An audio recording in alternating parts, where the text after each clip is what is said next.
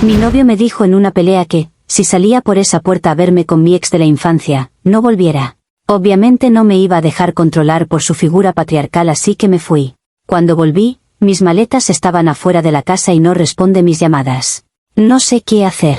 Siempre sentí que Sebastián no me amaba por quien realmente era, sino por el potencial de la mujer que él creía que yo debía ser. Vivíamos en un constante estado de crítica velada.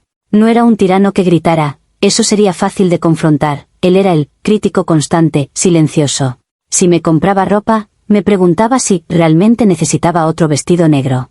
Si yo preparaba la cena, se quedaba en la cocina diciéndome cómo mi técnica de corte de vegetales era ineficiente, aunque lo hacía con una sonrisa condescendiente. Durante años, tragué mi frustración, intentando adaptarme a su estándar de perfección, pero la verdad es que cada vez que me corregía, sentía que un trozo de mi propia identidad se desvanecía. Esto creó un vacío emocional profundo, una necesidad de ser vista y validada por alguien que no estuviera constantemente analizando mis fallas. Yo merecía ser admirada, y no castigada con la mediocridad de sus expectativas. La tentación, o mejor dicho, la oportunidad de ser yo misma de nuevo, llegó con un mensaje inesperado. Alex. Alex fue mi primer amor serio en la universidad, la clase de chico que te hace sentir que eres el centro del universo, que cada pensamiento tuyo es brillante. Él me escribió después de años, diciendo que había visto mis fotos de viaje y que se alegraba de que hubiera podido escapar de la monotonía de la vida adulta.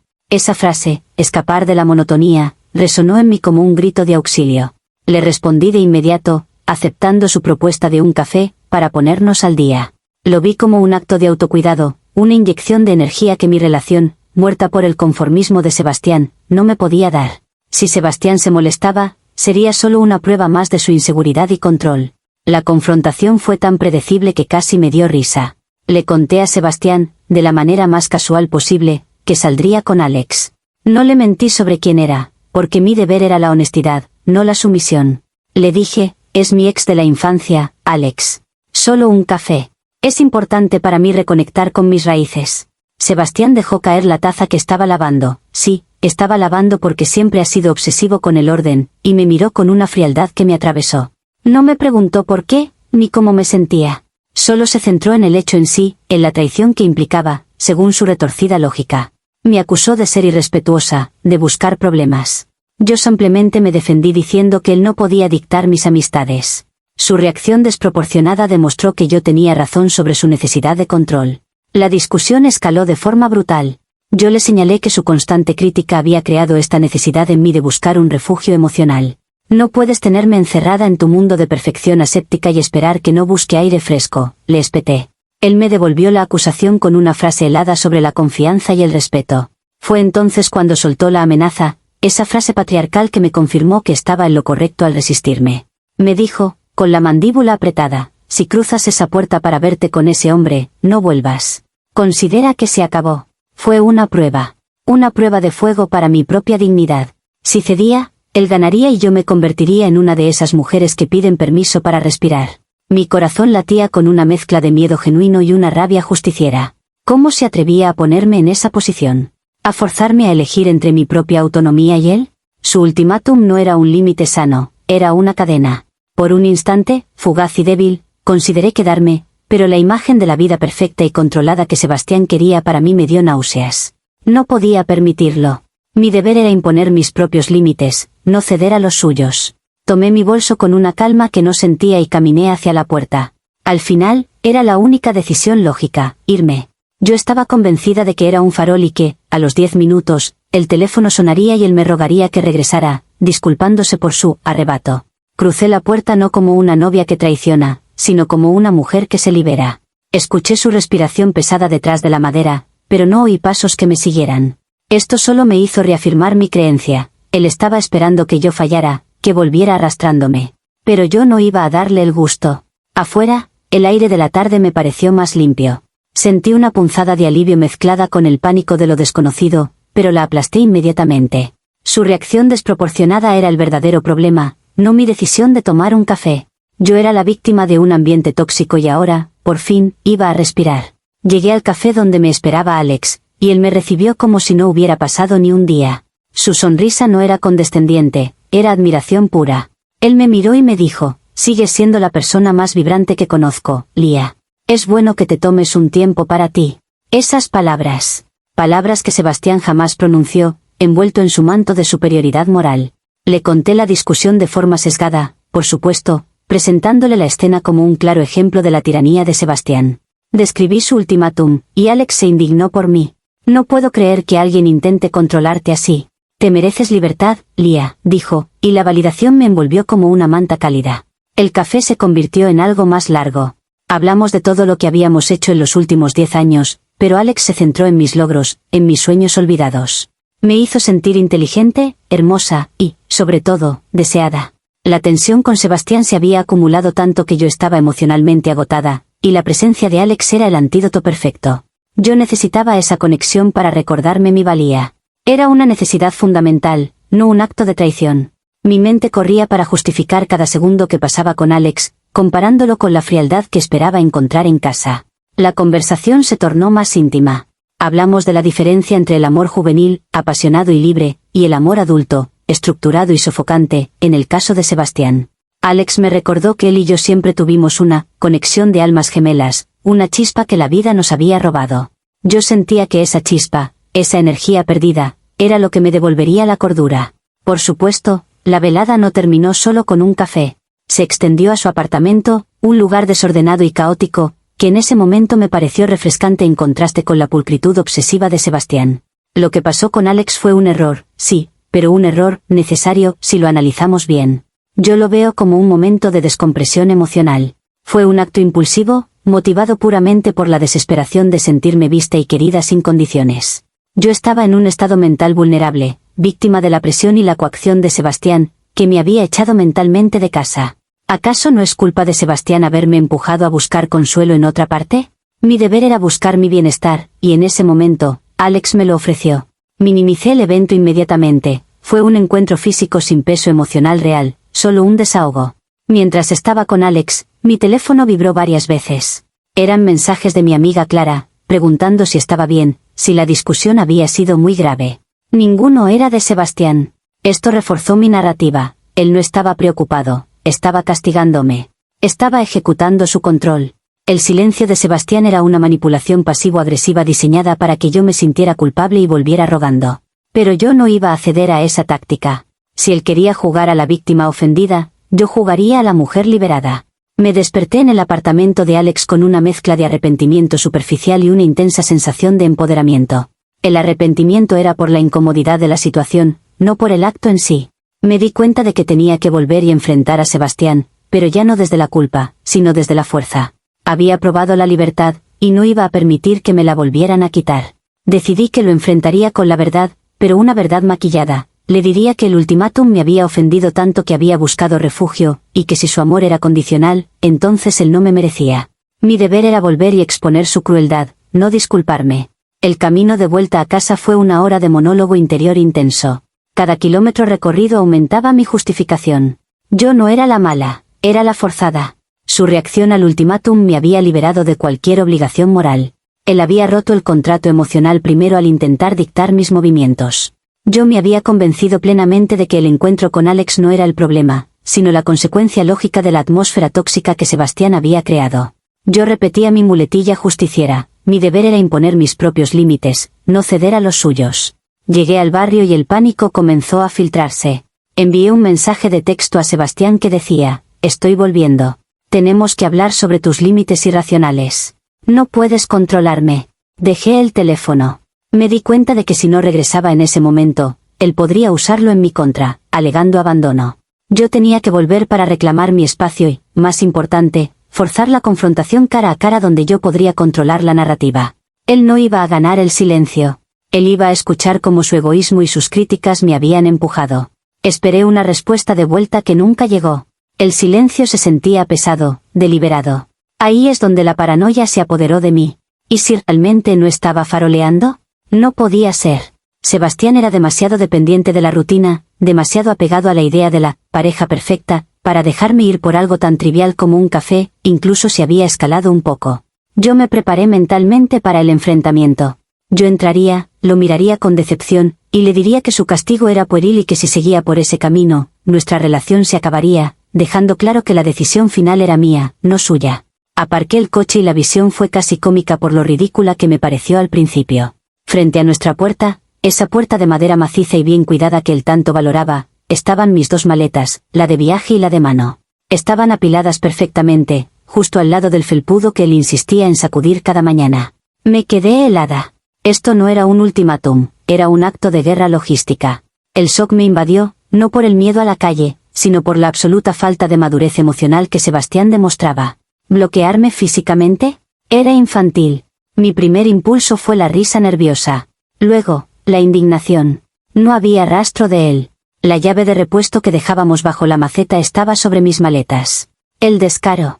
No tuvo la decencia de esperarme para gritarme, para darme un cierre emocional que yo pudiera usar para desmantelar su argumento. Simplemente me había eliminado, con la eficiencia de un sistema operativo. Me senté en el porche, temblando. Llamé a su teléfono, y sonó una vez y pasó directamente al buzón. Estaba bloqueada. En ese momento, la justificación final se instaló como un escudo. La gravedad de su reacción confirmaba que Sebastián nunca me amó, solo amó la idea de controlarme. Yo no había arruinado nada, él había estado esperando el momento perfecto para ejercer su poder final. Su crueldad, su frialdad al dejar mis pertenencias en la calle como si fueran basura, eso era lo imperdonable.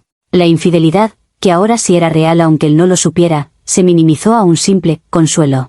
Yo era la víctima de un hombre que me había echado a patadas emocionales y ahora físicas. La culpa era completamente suya. Me levanté del porche, sintiendo el frío del suelo a través de mis pantalones. La vergüenza de que los vecinos vieran mis maletas perfectamente alineadas era casi insoportable, pero mi furia era mayor. Decidí que no iba a ceder al pánico.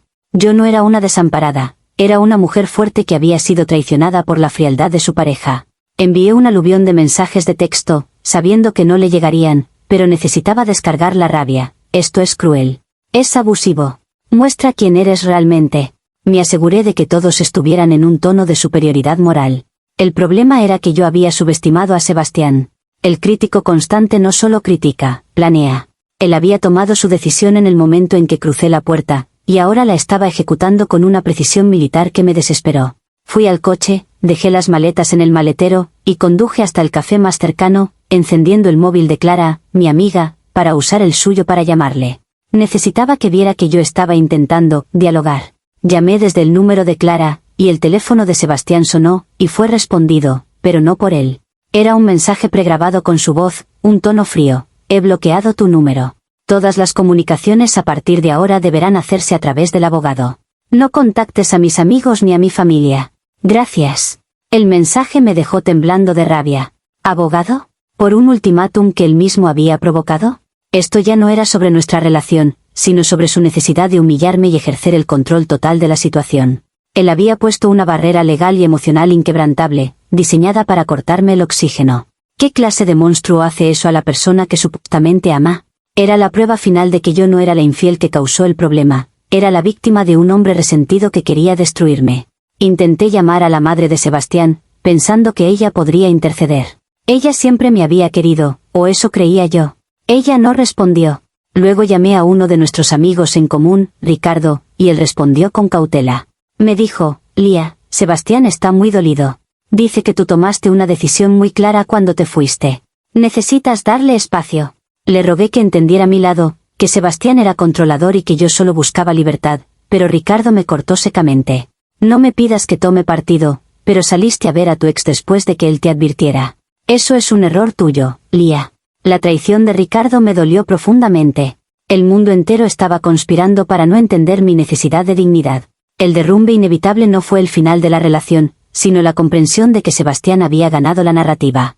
Su frialdad y su estrategia le permitieron presentarse como el hombre traicionado, mientras que yo quedaba como la mujer impulsiva y desleal. Me senté sola en el coche, viendo pasar a la gente que caminaba sin preocupaciones, y sentí una profunda injusticia. Yo fui la que tuvo el valor de irme, la que luchó por su autonomía, y ahora me castigaban por ello. La gente, la sociedad, siempre apoya al que parece la víctima pasiva, ignorando el abuso emocional y la crítica constante que empuja a la gente a los límites. Ahora estoy con Alex, temporalmente, y es un caos.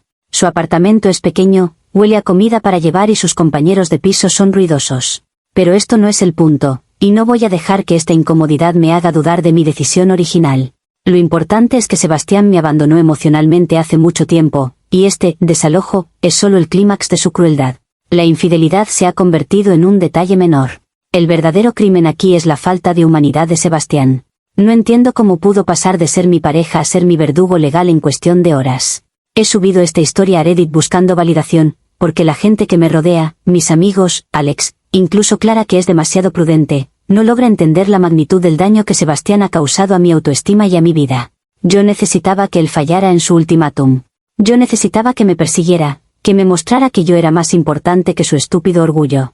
Al no hacerlo, al recurrir al abogado y al bloqueo, me ha demostrado que el amor era secundario a su necesidad de tener la razón. Y eso es lo que me da derecho a estar indignada. Estoy en las ruinas de mi vida, sin un lugar fijo, con mis maletas oliendo a naftalina en el maletero, y culpo exclusivamente a la rigidez de Sebastián. Si él hubiera cedido, si hubiera entendido la necesidad de mi autonomía, nada de esto habría pasado. Él me obligó a elegir. Mi deber era desafiar su control, y lo hice. ¿Qué cometí un error al extender mi encuentro con Alex? Tal vez. Pero ese error es insignificante comparado con el error moral de Sebastián al priorizar el castigo sobre la compasión. Miro mi reflejo y veo a una superviviente, no a una traidora. Esta es una situación que me han impuesto. Sebastián me ha convertido en una paria por defender mi libertad. Mi única opción ahora es exponerlo por lo que es, un hombre controlador y frío que utiliza su superioridad logística. El apartamento era suyo, sus finanzas son más estables, para ejercer un abuso post-ruptura. La gente en Reddit debe entender que mi pequeña transgresión es una respuesta defensiva a una opresión prolongada. Estoy planeando mi siguiente movimiento. No puedo quedarme en el caos de Alex por mucho tiempo, y necesito recuperar mis cosas grandes. Estoy considerando publicar capturas de pantalla de las críticas pasadas de Sebastián, para que vean el contexto. Necesito que se haga justicia. Y la justicia para mí significa que el mundo vea que fui forzada a esta posición. No sé qué hacer con mis llamadas bloqueadas, pero sé lo que haré con mi historia. La voy a contar hasta que todos comprendan que mi deber era imponer mis propios límites, no ceder a los suyos, y que las consecuencias que enfrento son la prueba de su maldad. Él nunca me dio otra opción. Comentarios populares de Reddit, sobre la historia principal. Usuario, Anónimo 1. Tu narrativa es un ejemplo fascinante de cómo la mente humana puede retorcer una situación para evitar la culpa.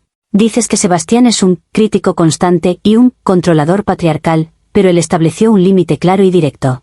La pequeña decisión que tomaste fue cruzar ese límite después de una advertencia explícita y luego escalar el conflicto teniendo un encuentro físico con tu ex. Tu justificación de que mi deber era imponer mis propios límites, no ceder a los suyos, suena bien en teoría, pero no cuando esos límites implican la violación de los límites de respeto y fidelidad de tu pareja. El abandono emocional que alegas para justificar tu infidelidad es una muleta. Si estabas tan miserable, ¿por qué no terminaste la relación antes de buscar aire fresco fuera? Sebastián no te echó a patadas, ejecutó la consecuencia que tú elegiste al cruzar esa puerta. Tu foco está enteramente en la crueldad del método, las maletas afuera, y no en la gravedad de tu acción original.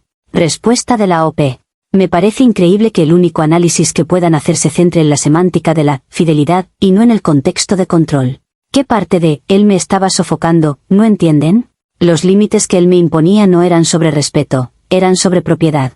Él me veía como una extensión de su vida perfecta. Cuando me pidió que no saliera, no estaba pidiendo respeto, estaba exigiendo sumisión. Cuando decidí irme, lo hice por mi dignidad. Que la gente no quiera ver el abuso emocional que yo sufrí y prefiera centrarse en un encuentro físico que fue una mera reacción defensiva, solo prueba lo machista que sigue siendo el enfoque de la sociedad. Si él me hubiera amado, habría entendido mi necesidad de respirar. Y el abogado, el bloqueo telefónico, eso es pura maldad, no una consecuencia lógica. Es un intento de borrarme. Usuario, Anónimo 2. Hay una frase que utilizas, la infidelidad se ha convertido en un detalle menor. Aquí está el centro de tu problema. Para Sebastián, la infidelidad no es un detalle menor, es una traición fundamental, especialmente después de que le pusiste a prueba deliberadamente con el ultimátum. Tú saliste sabiendo las posibles consecuencias, y cuando volviste, estabas dispuesta a dialogar, para manipular la situación a tu favor, forzándolo a perdonarte. Él, en cambio, eligió la ruta limpia y dolorosa del desapego total.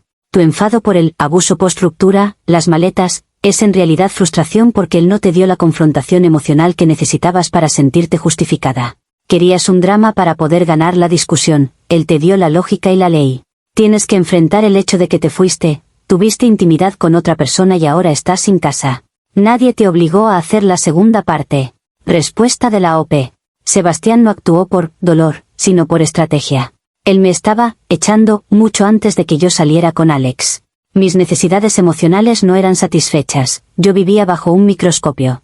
¿Debí quedarme y convertirme en una mujer sin voluntad? Claro que no, un hombre que ama no da un ultimátum así por un café.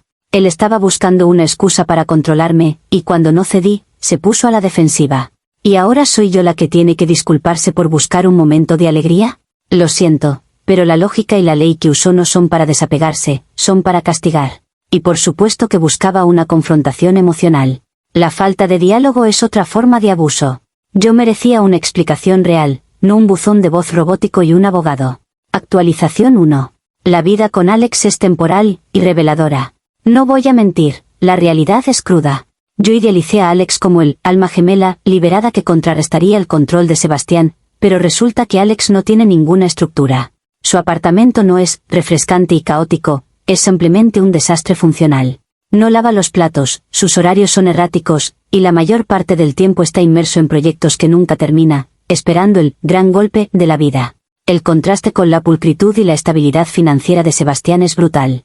Pero en lugar de admitir que me equivoqué al huir a este desorden, mi mente rápidamente encontró la justificación. Sebastián me había arrojado a esto. Me había forzado a vivir en el fango, con un hombre inestable precisamente para que yo viera lo bueno que él era, para que regresara humillada.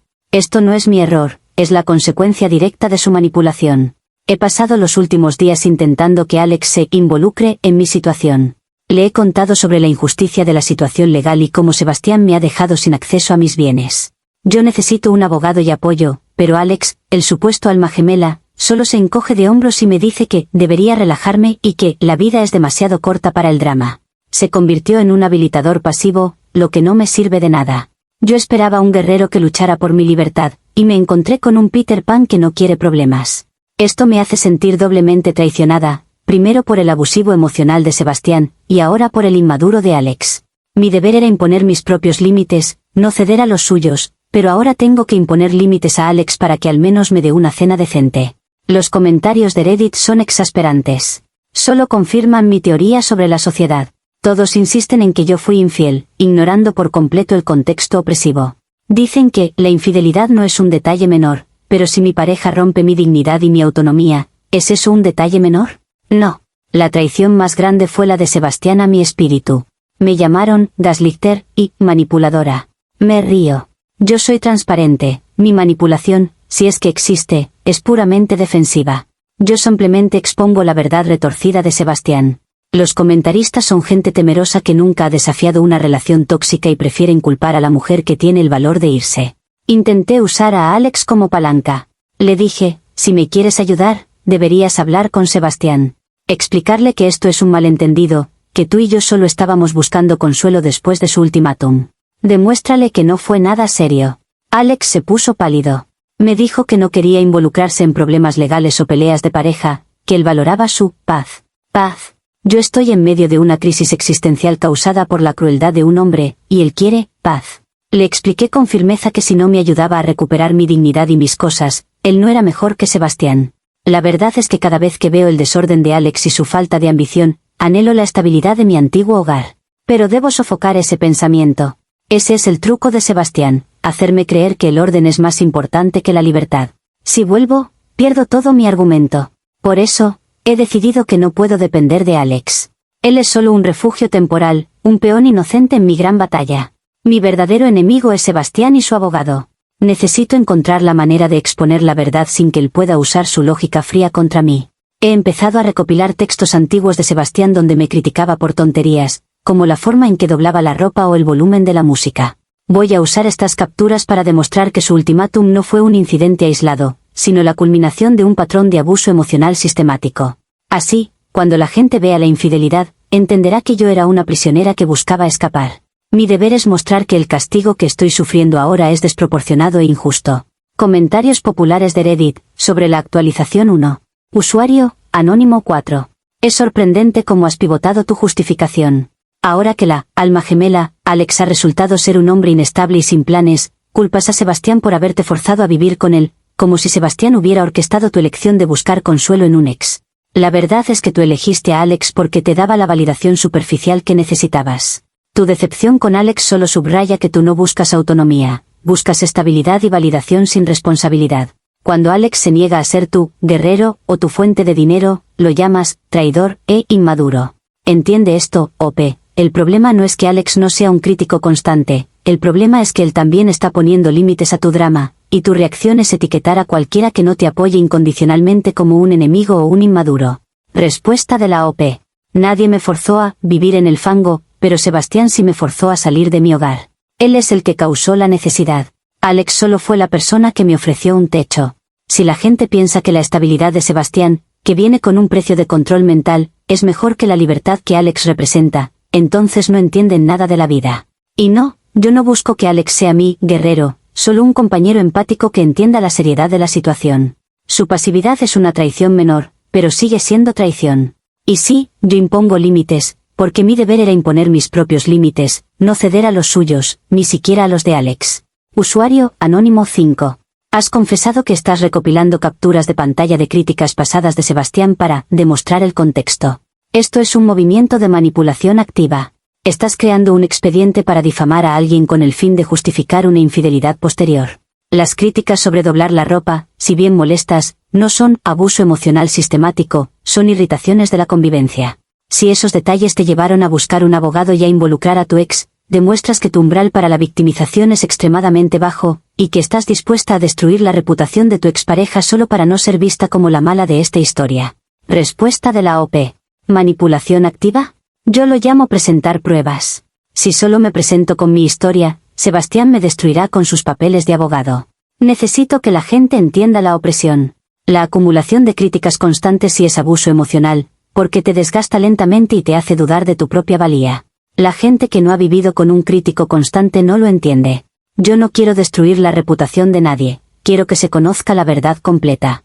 Es mi deber moral. Actualización final. La situación se volvió insostenible con Alex. Después de mi intento fallido de que él confrontara a Sebastián o me diera dinero, la tensión se hizo palpable. Finalmente, en una discusión sobre quién debía comprar el papel higiénico, sí, así de bajo caímos, Alex me dijo que yo necesitaba resolver mi drama en otro lugar, que él no podía cargar con mis problemas de ex. Me echó. Por supuesto, lo hizo de una manera cobarde y pasiva, diciendo que necesitaba espacio para su creatividad. Pero fue un golpe de realidad, el alma gemela ilusoria se había desvanecido. Me quedé sin refugio. Mi indignación alcanzó un punto febril. Ya no era sobre Sebastián, era sobre la injusticia de que dos hombres me hubieran abandonado en una semana por mi drama. Me convencí de que la única manera de recuperar el control era forzar la mano de Sebastián. Fui a la oficina donde él trabajaba, en el centro de la ciudad, con la intención de esperarlo fuera y darle un discurso de justiciera indignada, que lo humillaría públicamente y lo forzaría a hablar. Yo iba preparada con mis puntos de por qué su ultimátum era patriarcal y por qué sus críticas eran abuso. El giro final fue la frialdad estratégica de Sebastián. Cuando llegué a la calle de su oficina, vi un coche que me resultaba familiar, el de su hermana, Elvira. Estaba aparcado frente a la entrada. Esperé unos minutos, y Elvira salió y se dirigió directamente hacia mí, sin sorpresa alguna. Me entregó un sobre grande, sellado con cinta adhesiva. Me dijo con voz seca, Sebastián no está en la ciudad, Lía. Se tomó unas vacaciones. Me pidió que te diera esto y que no vuelvas a molestarlo o a sus conocidos. Todo está en el sobre. Y por cierto, él ya sabía lo de Alex. El sobre no contenía una carta de amor o un arrebato emocional. Contenía un documento notariado, una carta de términos, de su abogado, donde especificaba el protocolo exacto para la recogida de mis pertenencias del almacén, a mi coste, por supuesto, y una copia del cambio de cerraduras de la vivienda. Pero lo que me hizo temblar no fue la logística, sino lo que estaba grapado al final, capturas de pantalla de mis propios mensajes de texto con Alex, después del ultimátum. Mensajes donde yo mencionaba que él me había liberado, y que ahora podíamos tener algo de diversión real. Sebastián no solo había anticipado mi movimiento, sino que había estado monitoreando la situación y tenía la prueba irrefutable de que yo no fui a solo un café. Él no me había echado por un ultimátum fallido, me había echado por una traición confirmada que yo había intentado minimizar. La verdad es que no sentí culpa, sino una rabia ardiente por su superioridad intelectual y su previsión. El crítico constante se había convertido en el estratega vengativo, y su victoria era total porque fue silenciosa y lógica. Me había arrebatado mi derecho a la confrontación, mi derecho al drama, y mi derecho a culparlo por la infidelidad. Yo quería una pelea de gritos, él me dio un email protocolario. Y peor aún, me había desenmascarado ante mí misma, yo había sido descuidada con mis mensajes, confiando en que él nunca llegaría tan lejos. Ahora estoy en un motel barato, sola, sin el caos de Alex, y sin la estabilidad de Sebastián. El mundo no me entiende. Todos ven la infidelidad y el ultimátum. Nadie ve el historial de críticas y la opresión que me forzó a actuar. He perdido la casa, la pareja y la batalla moral, pero mi espíritu no está roto.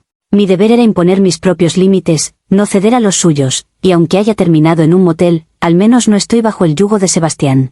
Estoy buscando maneras de exponer este documento y las pruebas de la crueldad de su abogado. Él no va a salirse con la suya, esta historia aún no termina, y el mundo debe saber cómo Sebastián utiliza el dinero y el control para silenciar a las mujeres que se atreven a ser libres. Comentarios populares de Reddit, sobre la actualización final.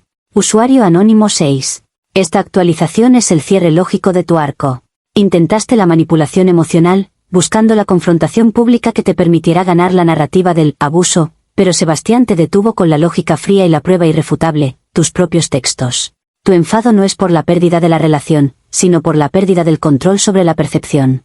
Él te dio exactamente lo que merecías, una consecuencia limpia, sin drama ni oportunidad de que le hicieras gaslighting. El hecho de que estés ahora en un motel y tu única reacción sea culpar a su superioridad intelectual y planear cómo exponerlo, demuestra que la conciencia sigue siendo nula. Estás lista para destrozar la vida de un hombre que, al final, solo se defendió de tu traición y manipulación. Respuesta de la OP. Hablar de control sobre la percepción es ridículo. Él es el que contrató un abogado para asegurarse de que su versión fuera la única legal. Él me mintió al decir que, si salía, se acababa, cuando en realidad ya había planeado esto. Es obvio que ya me estaba vigilando. Su defensa es un ataque calculado y cruel. Y sí, planeo exponerlo. Si la justicia legal favorece al controlador que tiene dinero, la justicia moral debe prevalecer. Mi deber es revelar la verdad de su frialdad. Usuario anónimo 7. El alma gemela ilusoria te echó por el papel higiénico. El crítico constante te echó por la traición, con pruebas notariadas. Ambos se deshicieron de ti cuando te convertiste en una carga o un problema legal. Esto no es una conspiración misógina, esto es causalidad. Tu tendencia a escalar los problemas y luego culpar al castigo es lo que te ha dejado sola. Si Sebastián te hubiese dado la confrontación dramática que querías, probablemente le habrías grabado y manipulado el audio. Él fue inteligente al evitar el teatro que tanto anhelas. Respuesta de la OP. El hecho de que Alex y Sebastián me hayan echado, solo prueba que el miedo al drama y a la mujer que defiende su autonomía es una pandemia masculina. Yo no soy una carga, soy una mujer que pasó por una crisis y necesitaba apoyo. Si la causalidad significa que las mujeres deben permanecer en relaciones opresivas para evitar terminar solas, entonces prefiero la soledad. Sebastián no fue inteligente, fue un cobarde que utilizó el sistema legal para esconderse de su propia maldad. Usuario anónimo 8. Estás aferrándote a la idea de que la infidelidad fue solo una respuesta a las críticas sobre doblar la ropa. Necesitas escuchar esto. Si un hombre te da un ultimátum y tú sales por esa puerta, tienes dos opciones. 1. Romper de forma definitiva y honesta. 2. Quedarte y trabajar en la relación. Tú elegiste una tercera, que es la más destructiva. Probarle que está equivocado y al mismo tiempo castigarlo con tu ex, asegurándote de que la culpa de tus acciones recaiga sobre sus hombros. La única persona que se ha traicionado aquí eres tú misma, al no ser honesta sobre lo que querías. Respuesta de la OP. Mi deber era imponer mis propios límites, no ceder a los suyos. Yo no castigué a nadie, busqué consuelo. Y mi acción fue un intento desesperado de forzar a Sebastián a enfrentarse a su propio control. Él fue el que no quiso trabajar en la relación, él solo quiso castigar. La infidelidad fue solo la punta del iceberg de una opresión mucho mayor. Ahora, si me disculpan, tengo que llamar a la prensa local para ver si puedo publicar los documentos del abogado. La batalla de la verdad acaba de comenzar.